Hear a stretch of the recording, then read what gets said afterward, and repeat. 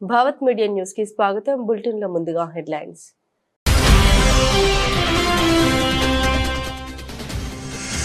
పశ్చిమాసియాలో మళ్లీ ఉద్రిక్తత. ఇజ్రాయెల్ పై ఇరాన్ క్షిపణుల దాడి.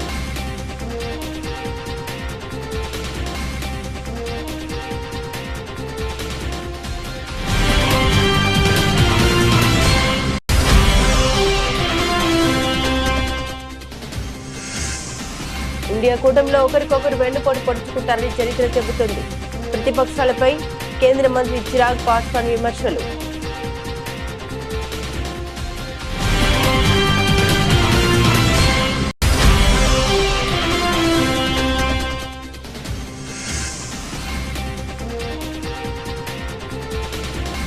మాస్టర్తో చేసాడిన grandmaster CM Vijay Praggnanandha భేటీ.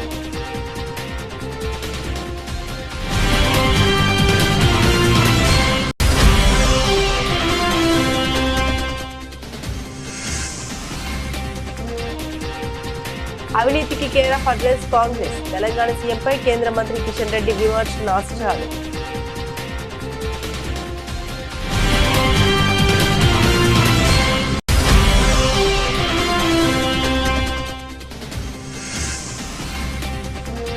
ఉపల్ భగయత్ లేఅవుట్ లో అభివృద్ధి పనులకు శంకుస్థాపనలు చేసిన రేవంత్. సీఎంగా మల్కజ్గిరి అభివృద్ధిపై దృష్టి పెట్టినట్లు వెల్లడి.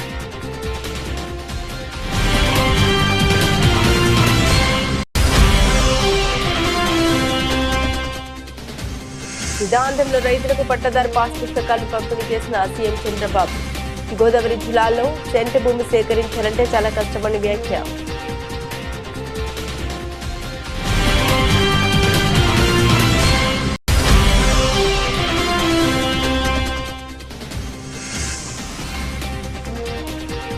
విద్యా వ్యవస్థను రేవంత్ రెడ్డి అస్తవ్యస్తం చేస్తున్నారన్న కవిత. ప్రభుత్వ పాఠశాలలను 4,000కు తగ్గించాలని ప్రభుత్వం యోచిస్తుందని ఆగ్రహం.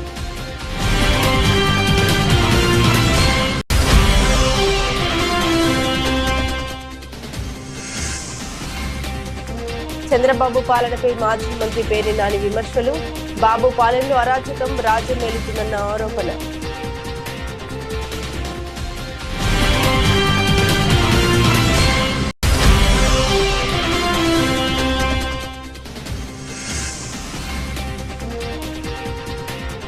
చేప మందు పంపిణీ. నాంపల్లి ఎగ్జిబిషన్ గ్రౌండ్ లో భద్రతను పరిశీలించిన సిపి సజ్జనార్.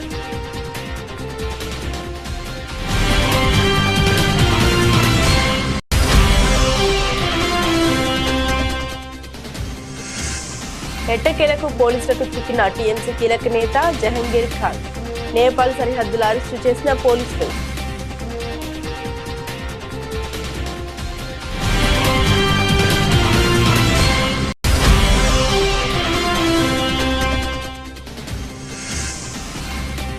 అరంగేట్రంలోనే మానవ్ సుతార్ మాయాజాలం. తొలి ఇన్నింగ్స్ లో 152 పరుగులకి ఆల్అౌట్ అయిన ఆఫ్ఘనిస్తాన్.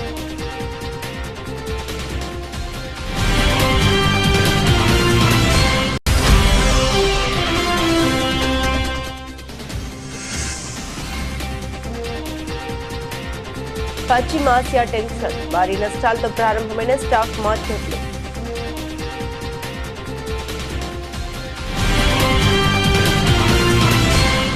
పశ్చిమాసియాలో మళ్లీ ఉద్రిక్తతలు బగ్గుమన్నాయి. గత ఏప్రిల్లో కుదిరిన కాల్పుల విరమణ ఒప్పందాన్ని ఉల్లంఘిస్తూ ఇరాన్ ఇజ్రాయెల్ పై ప్రత్యక్ష దాడికి దిగింది. ఆదివారం సాయంత్రం ఇజ్రాయెల్ ను లక్ష్యంగా చేసుకుని ఇరాన్ బాలిస్టిక్ క్షిపణులతో విరుచుకుపడింది. అయితే ఇజ్రాయెల్ ఎయిర్ డిఫెన్స్ వ్యవస్థలు ఈ క్షిపణుల్ని గాల్లోనే అడ్డగించడంతో పెను ప్రమాదం తప్పింది. ఈ దాడిలో ఎలాంటి ప్రాణ నష్టం గానీ ఆస్తి నష్టం గానీ జరగలేదని ప్రాథమికంగా తెలిసింది. గంటల వ్యవధిలోనే ఇజ్రాయెల్ కూడా ఇరాన్ పై ప్రతి దాడులకు దిగడంతో ప్రాంతీయంగా తీవ్ర ఉద్రిక్తతలు నెలకొన్నాయి. ఈ పరిణామాలకు కొన్ని గంటల ముందు ఇజ్రాయెల్ దళాలు లెబనాన్ లోని బీరూట్ శివారు ప్రాంతంలో హిజ్బుల్లా స్థావరాలపై వైమానిక దాడులు నిర్వహించాయి. ఈ దాడుల్లో 2 మరణించగా సుమారు 20 మంది గాయపడ్డట్లు లెబనాన్ అధికారులు తెలిపారు. బీరూట్ పై దాడి జరిగితే ప్రతీకారం తప్పదని ఇరాన్ గతంలోనే హెచ్చరించింది. ఆ హెచ్చరికలకు అనుగుణంగానే ఇరాన్ ఈ క్షిపణి దాడులకు పాల్పడింది. సుమారు 10 బాలిస్టిక్ క్షిపణులతో 3 నుండి 4 దశల్లో ఈ దాడి జరిగినట్లు సమాచారం.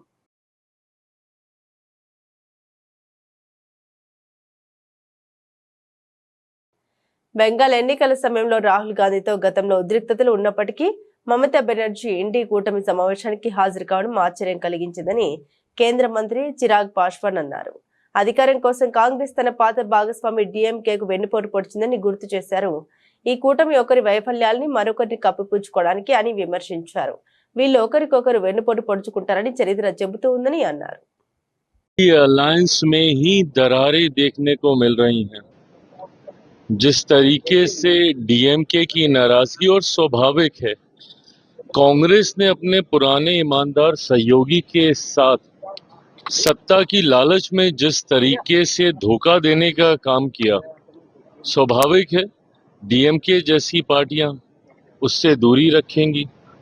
ताजुब तो मुझे ममता जी का है कि जिस उत्साह के साथ ममता जी इस बार इंडिया अलायंस की बैठक में हिस्सा लेने के लिए एक दिन पहले ही वहां पर उपस्थित हो गई हैं, ये वही ममता बनर्जी जी हैं जिनके बारे में जिस तरीके से राहुल गांधी जी के द्वारा बंगाल चुनाव के दौरान अपशब्दों का इस्तेमाल किया गया था, उनके भ्रष्टाचार, उनकी पार्टी के द्वारा हिंसा को बढ़ावा देने का आरोप तक लगाया गया था, उसके बावजूद आज वो जिस तरीके से पहुंची हैं, तो ये दर्शाता है कि ये अलायंस कहीं ना कहीं एक समझौता है, एक दूसरे की बुराइयों को छुपाने के लिए, एक दूसरे की कमजोरी को छुपाने के लिए, और इसीलिए कभी भी ये अलायंस सफल नहीं हो पाया।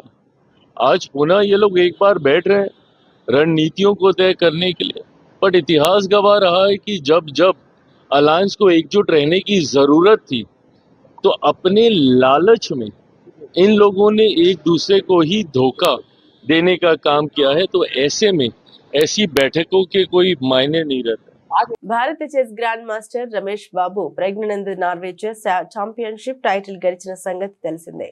నార్వే చెస్ టైటిల్ గెలిచిన తొలి భారత ఆటగాడిగా ఆర్ ప్రజ్ఞానంద చరిత్ర సృష్టించాడు.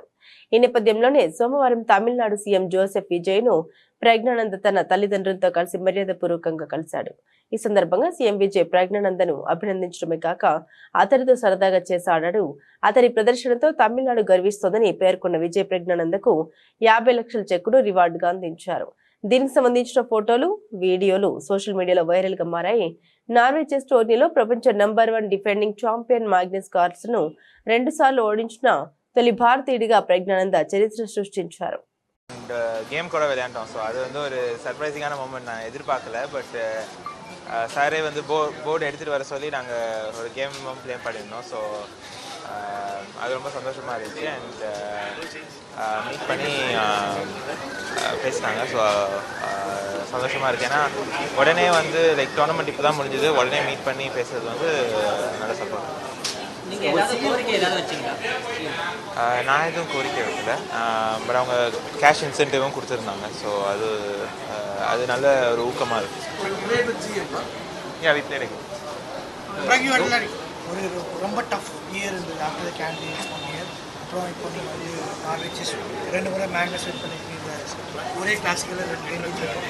உங்களோட ப்ரொஃபஷன் எப்படி பார்க்குறீங்க, especially after candidates? I think game quality wise நல்லா தான் பண்ணிகிட்டு இருந்தேன். பட் ஆனால் அதுக்கான ரிசல்ட் வரல.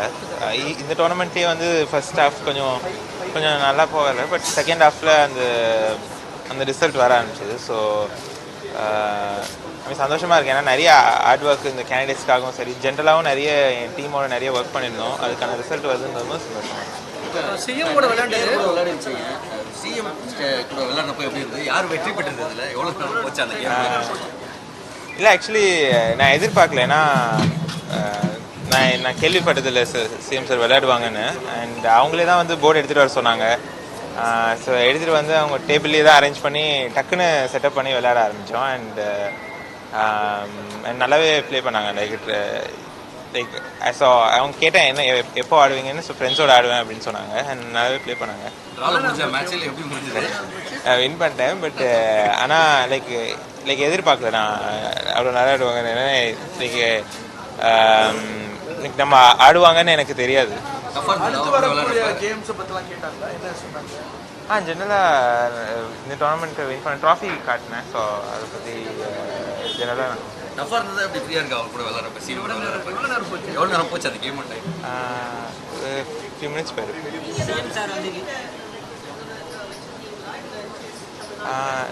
நான் எதுவும் ரெக்வஸ்ட் வைக்கிறேன். சிஎம் சார் வந்து சினிமாவில் பார்த்துருக்கேன், நேரில் வந்து சிஎம் வந்து பசங்களை பார்த்துருக்கேன், எப்படி இருந்தது? நான் பார்க்கும்போது சிஎம் சாராக தான் பார்த்தேன். ஸோ சீஃப் மினிஸ்டர் தான்.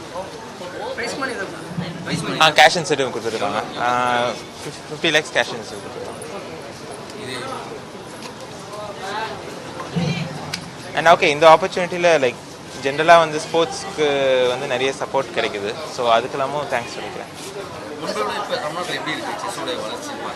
ஜென்ரலாகவே அது இப்போது வந்து நல்ல சப்போர்ட் இருக்குது. SDITலேருந்தும் சரி, இப்போ எலைட் ஸ்கீமில் நான் இருக்கேன், எல்லா டாப் நம்ம தமிழ்நாட்டில் இருக்கவங்க எல்லாருமே இருக்கோம். ஸோ அதில் வந்து நல்ல சப்போர்ட் கிடைக்குது. ஸோ சந்தோஷமாக இருக்குது. ஏன்னா ப்ளஸ் செஸ்க்கு வந்து நல்ல ரெகக்னிஷன் இருக்குன்றதை பார்க்கும்போது செஸ் பிளேயராக సந்தోషமாக இருக்குது. ప్రధానమంత్రి నరేంద్ర మోదీ నాయకత్వంలో దేశం అభివృద్ధి సంక్షేమ రంగాల్లో గణనీయమైన పురోగతి సాధించిందని కేంద్ర మంత్రి కిషన్ రెడ్డి అన్నారు. గత 12 ఏళ్లలో మోదీ తన పాలనలో ప్రత్యేకమైన ముద్ర వేశారని కిషన్ రెడ్డి పేర్కొన్నారు.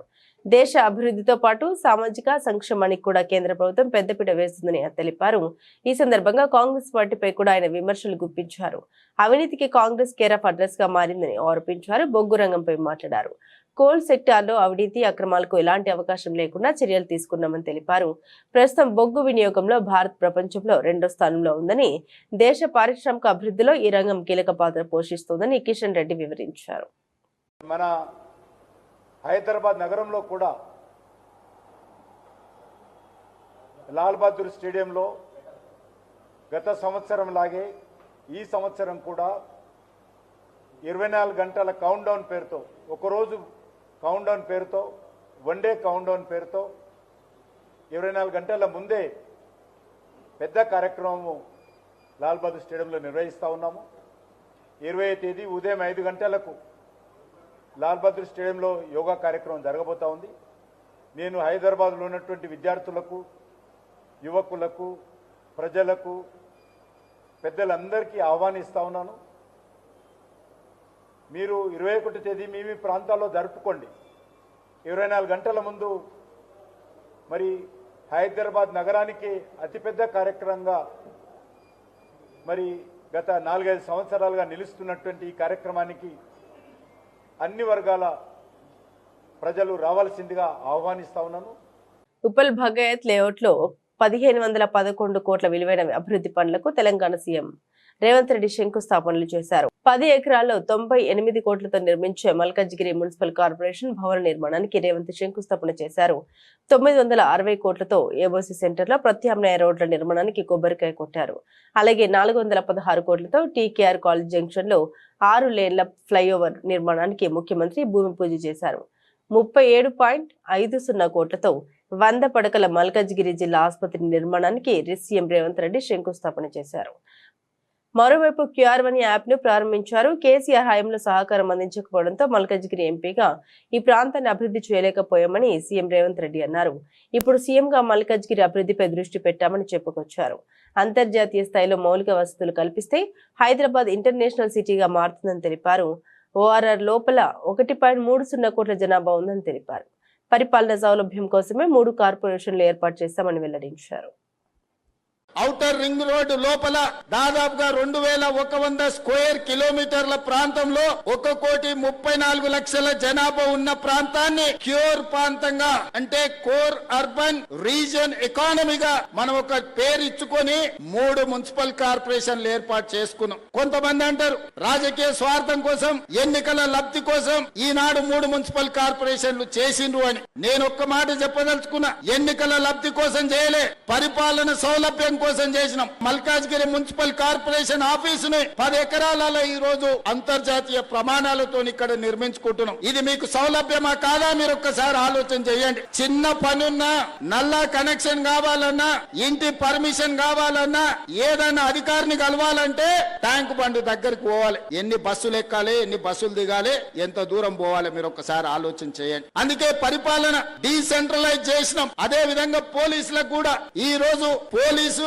అదే విధంగా మున్సిపల్ లో కో టర్మినస్ సరిగ్గా ఒక మున్సిపల్ కమిషనర్ కి ఎంత పరిధి ఉందో మల్కాజ్గిరి పోలీస్ కమిషనరేట్ కూడా సేమ్ ఒకే రకమైన పరిధి చేసినాం. ఒక జోనల్ కమిషనర్ కి ఏ విధంగా పరిపాలన సరిహద్దులు ఉన్నాయో ఒక డీసీపీకి సరిగ్గా అదే విధంగా ఈ రోజు ఏర్పాటు చేసినాం. అన్ని శాఖల సమన్వయం కోసము ఈనాడు ప్రక్షాళన చేసి 3 కమిషనరేట్లు చేసి ఇవాళ మల్కాజ్గిరి మున్సిపల్ కమిషనరేట్ కు దాదాపుగా ఈ బిల్డింగే కాదు అదనంగా 1600 కోట్ల రూపాయలతోటి ఈ రోజు పనుల ప్రారంభోత్సవ కార్యక్రమం చేసుకున్నాం. ప్రజల భవిష్యత్తు బాగు చేసే బాధ్యత ప్రభుత్వం తీసుకుంటుందని ముఖ్యమంత్రి చంద్రబాబు నాయుడు తెలిపారు. ఈరోజు సిద్ధాంతంలో రైతులకు పట్టాదారు పాస్ పుస్తకాలని సీఎం పంపిణీ చేశారు. అనంతరం ముఖ్యమంత్రి మాట్లాడారు. భవిష్యత్తులో త్రాగునీరు, సాగునీరుకి ఇబ్బంది లేకుండా చర్యలు తీసుకునే బాధ్యతను మంత్రి రామానాయుడికి అప్పగించమన్నారు. ఎప్పుడు చూసినా గోదావరి జిల్లా ఆహ్లాదకరంగా ఉంటుందన్నారు. పంటలు పండించడంలో జిల్లాలో రైతులకు మించిన వారు లేరని కొనియాడారు. రాయలసీమ, విశాఖ జిల్లాలో పరిశ్రమల కోసం భూములు కావాలంటే ఇస్తారని, ఇక్కడ మాత్రం సెంటు భూమి కూడా ఇవ్వరని అన్నారు. భూమితో విడదీయరాని అనుబంధం మీ అందరిది. అయితే నాకు కూడా కొన్ని ఇబ్బందులు.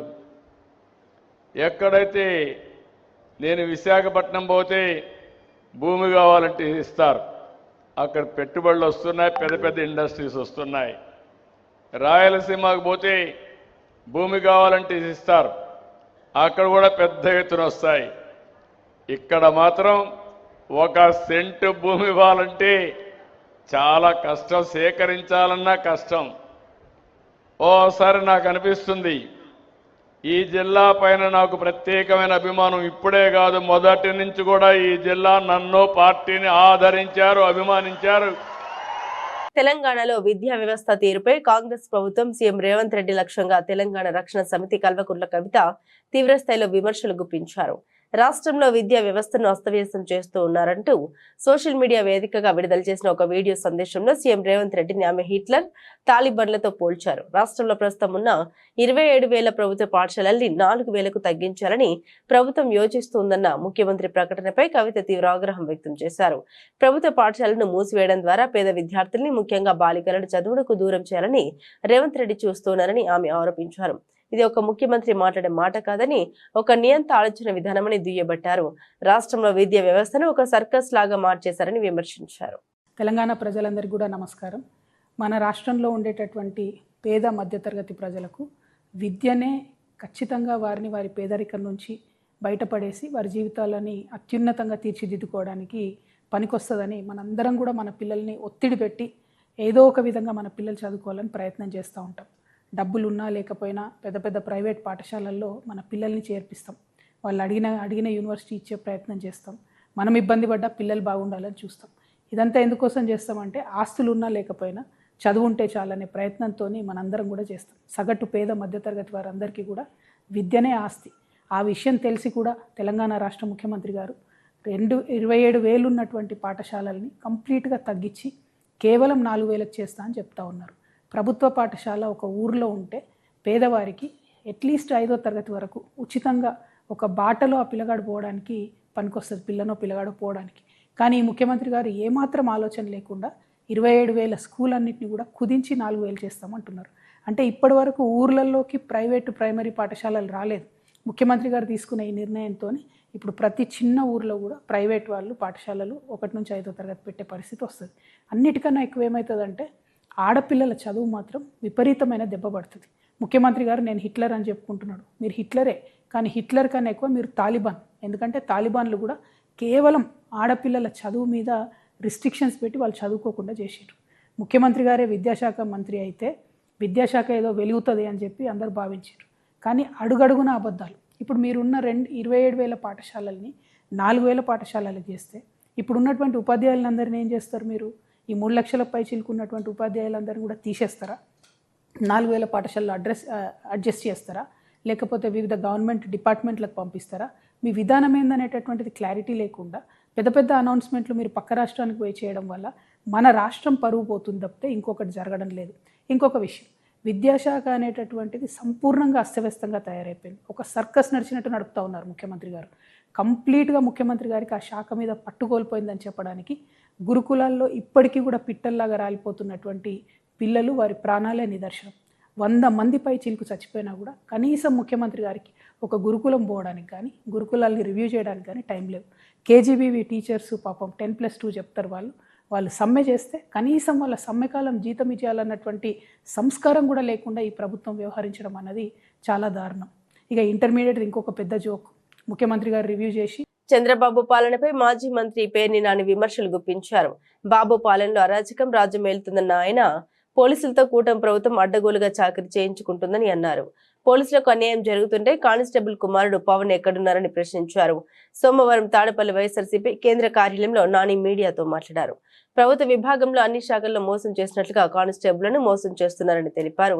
కానిస్టేబుల్కు ఇచ్చే సరెండర్ లీవ్లను 1/2 చేశారు. కానిస్టేబుల్లకు ఇవ్వాల్సిన 6 సరెండర్ లీవ్స్ పెండింగ్ లో పోలీసులకు టీఏలు కూడా ఇవ్వడం లేదని ఆరోపించారు. మరోవైపు డిప్యూటీ సీఎంపై మాజీ మంత్రి పేర్ని నాని విమర్శలు గుప్పించారు.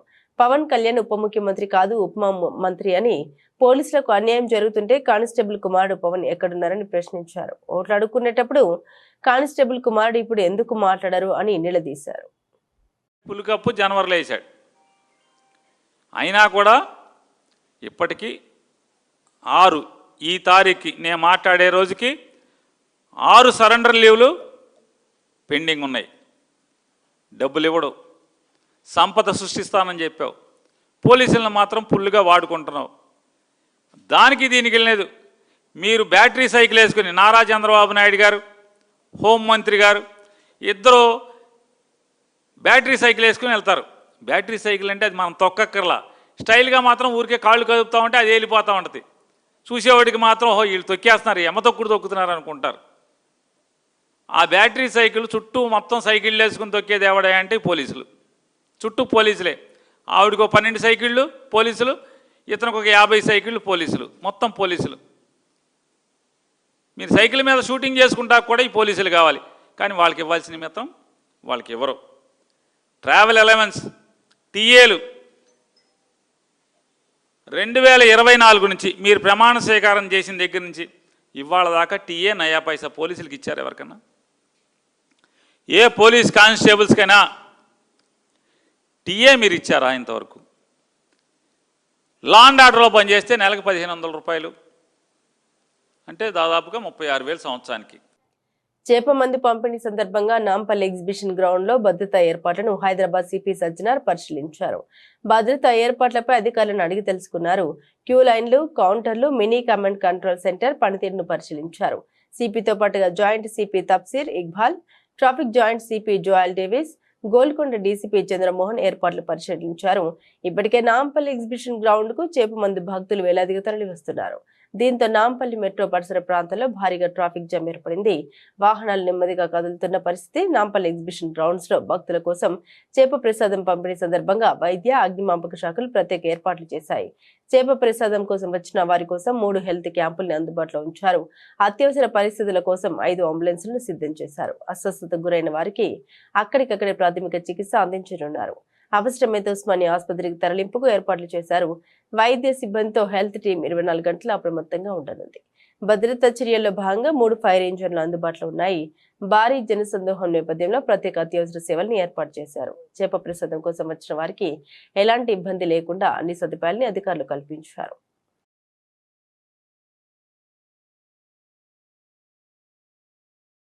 పశ్చిమ బెంగాల్ రాజకీయాల్లో కలవరం సృష్టించిన తృణమూల్ కాంగ్రెస్ కీలక నేత జహంగీర్ ఖాన్ ఎట్టకేలకు పోలీసులకు చిక్కారు. గత కొన్ని రోజులుగా పోలీసుల కళ్లు గప్పి తప్పించుకు తిరుగుతున్న ఆయన్ను పశ్చిమ Bengal police special task force సోమవారం తెల్లవారుజామున వ్యూహాత్మకంగా అదుపులోకి తీసుకుంది. దేశం దాటి పారిపోయేందుకు ప్రయత్నిస్తుండగా నేపాల్ సరిహద్దు ప్రాంతంలో నిఘా వర్గాల పక్కా సమాచారంతో ఎస్టీఎఫ్ అధికారులు ఆయన ఆట కట్టించారు. జహంగీర్ ఖాన్ పై బెంగాల్లోని సౌత్ 24 పరగనాల జిల్లా ఫాల్తా పోలీస్ స్టేషన్ లో వివిధ సెక్షన్ల కింద 7 క్రిమినల్ కేసులకు సంబంధించి ఎఫ్ఐఆర్ నమోదయ్యాయి. వీటిలో ప్రధానంగా ఓటర్లను భయభ్రాంతులకు గురి చేయడం, భూ ఆక్రమణ, మహిళలను వేధించడం వంటి తీవ్రమైన ఆరోపణలు ఉన్నాయి. మొహాలీలోని పీసీఎస్ స్టేడియం వేదికగా జరుగుతున్న ఏకైక టెస్ట్ మ్యాచ్ లో అరంగేట్ర ఆటగాడు left arm spinner Manav Sutar అద్భుత ప్రదర్శనతో అదరగొట్టాడు. తన స్పిన్ మాయోజ్వలంతో 6 వికెట్లు పడగొట్టి ఆఫ్ఘనిస్తాన్ పతనాన్ని శాసించాడు. మూడో రోజు లంచ్ కు ముందే ఆప్షన్ ను 152 పరుగులకి ఆల్అౌట్ చేసిన భారత్ ఆ జట్టును ఫాలో ఆన్ లోకి పంపింది. 564/8 పరుగుల వద్ద తొలి ఇన్నింగ్స్ డిక్లేర్ చేసిన భారత్ స్కోర్ కు 451 పరుగులు వెనుకబడి 113/5 ఓవర్ నైట్ స్కోర్ తో సోమవారం మూడో రోజు ఆటను ఆఫ్ఘనిస్తాన్ ప్రారంభించింది. అయితే ఆరంభంలోనే ప్రసిద్ధ్ కృష్ణ దెబ్బ కొట్టాడు. అజ్మతుల్లా ఒమర్ జాయ్ ను బౌల్ చేసి ఆప్షన్ ను 118/6తో కష్టాల్లోకి నెట్టాడు. సుతార్ తన మ్యాజిక్ మొదలు పెట్టాడు. అద్భుతంగా ఫ్లైట్ చేసిన బంతితో స్వీప్ షాట్ ఆడబోయిన రహ్మద్ షాను క్లీన్ బౌల్ చేసి తన అరంగేట్రంలోనే 5 వికెట్ల ఘనతను అందుకున్నాడు. ఆఖరి వికెట్ ను వాషింగ్టన్ సుందర్ తీయడంతో ఆఫ్ఘన్ ఇన్నింగ్స్ 58.4 ఓవర్లలో 152 పరుగుల వద్ద ముగిసింది. ఆఫ్ఘనిస్తాన్ తన చివరి 5 వికెట్లను కేవలం 36 పరుగుల వ్యవధిలో కోల్పోయింది. భారత్ కు 412 పరుగుల భారీ ఆధిక్యం లభించడంతో ఆఫ్ఘాన్ ఫాలో ఆన్ లో పడింది.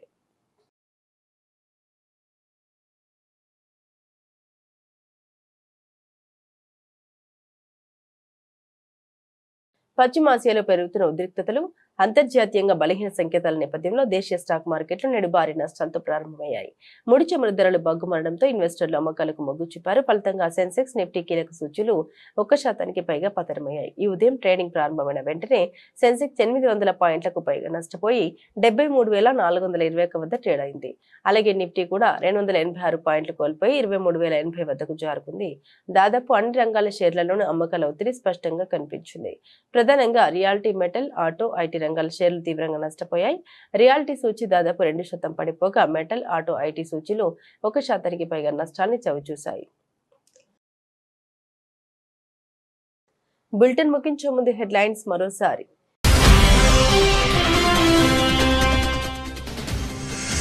పశ్చిమాసియాలో మళ్లీ ఉద్రిక్తత, ఇజ్రాయెల్ పై ఇరాన్ క్షిపణుల దాడి.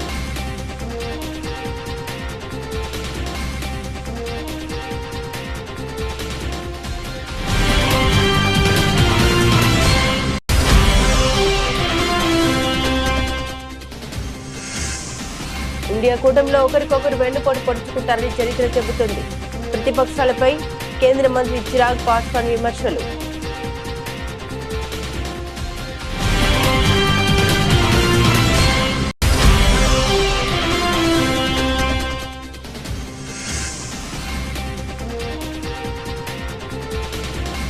మాస్టర్తో చేసాడిన grandmaster CM Vijay Praggnanandha భేటీ.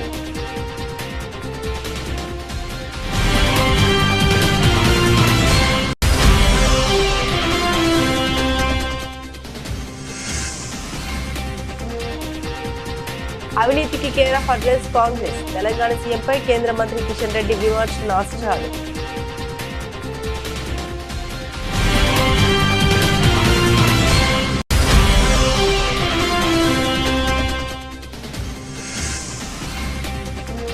ఉపల్ భగయత్ లేఅవుట్ లో అభివృద్ధి పనులకు శంకుస్థాపనలు చేసిన రేవంత్. సీఎంగా మల్కజ్గిరి అభివృద్ధిపై దృష్టి పెట్టినట్టు వెల్లడి.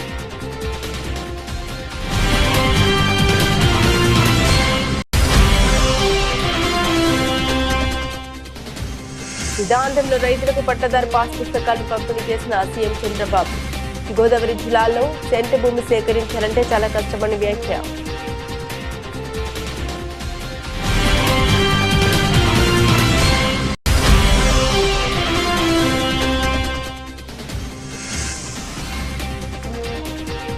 విద్యా వ్యవస్థను రేవంత్ రెడ్డి అస్తవ్యస్తం చేస్తున్నారన్న కవిత. ప్రభుత్వ పాఠశాలలను 4,000కు తగ్గించాలని ప్రభుత్వం యోచిస్తుందని ఆగ్రహం.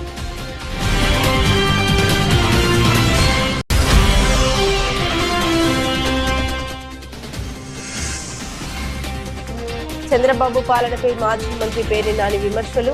బాబు పాలనలో అరాచకం రాజ్యం వెళుతుందన్న ఆరోపణ.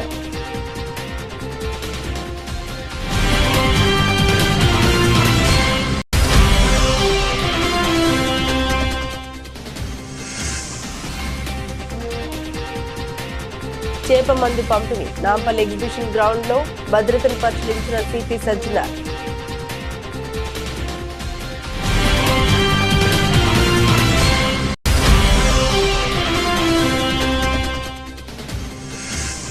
ఎట్టకేలకు పోలీసులకు చిక్కిన టీఎంసీ కీలక నేత జహంగీర్ ఖాన్. నేపాల్ సరిహద్దులు అరెస్టు చేసిన పోలీసులు.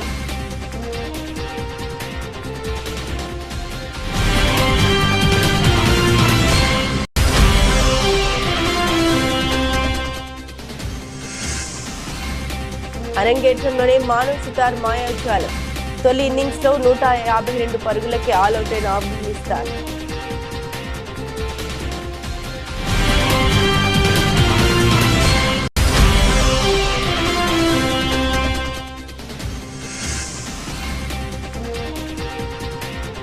పశ్చిమ ఆసియా టెన్షన్, భారీ నష్టాలతో ప్రారంభమైన స్టాక్ మార్కెట్లు.